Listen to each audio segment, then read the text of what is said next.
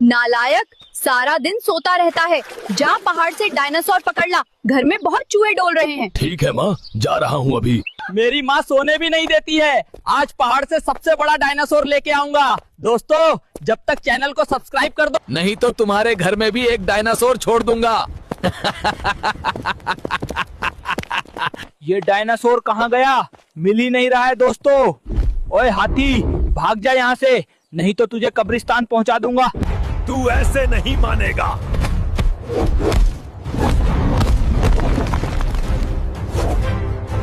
ओए डायनासोर, मेरे साथ चल, मेरी माँ तुझे याद कर रही है।